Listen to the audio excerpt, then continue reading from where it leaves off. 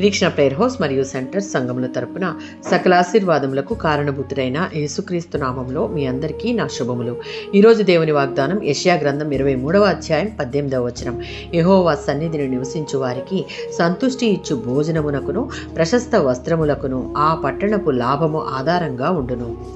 పాలస్తీనాకు ఉత్తరంగా మధ్యధరా సముద్రం తూర్పు తీరాన ప్రపంచ వాణిజ్యానికి కేంద్రమైన ఫోనీషియను నగరమే తూరు. దాని పౌరులు బాగా ధనవంతులు, అదే సమయంలో దుష్టులు మరియు గర్విష్ఠులు. కాబట్టి దేవుడు ఆ నగరాన్ని 70 సంవత్సరముల పాటు కూలద్రోసి ఆ తరువాత దాన్ని కొంతకాలానికి పునరుద్ధరిస్తాడని యెషయా ప్రవచించాడు. దేవుని ప్రజలు తిరిగి తూరు నగరంతో వ్యాపార లావాదేవీలు జరుపుతారు. పునరుద్ధరణ తరువాత తూరు వ్యాపారం యెహోవాకు ప్రతిష్ఠితం కావడం, మరి ముఖ్యంగా యాజకులకు చెందడం ఆశ్చర్యంగా కనబడుతుంది. ఇక్కడున్న వాగ్దానం ఏమిటి అంటే, తూరు నగరంలోని సంపద దేవుని సేవకులకు ఉపయోగపడుతుంది అని.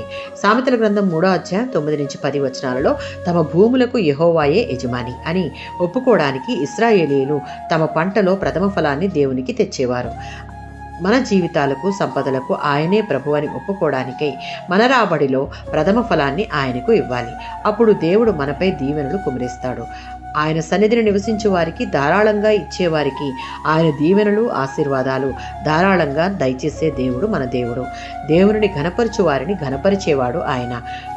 దేవుని సన్నిధిలో విశ్వాసులకు కావలసిన ప్రతి దీవెన, ఆశీర్వాదం, ఆరోగ్యం, సంతోషం, సమాధానం అన్నీ సమృద్ధిగా ఉన్నాయి.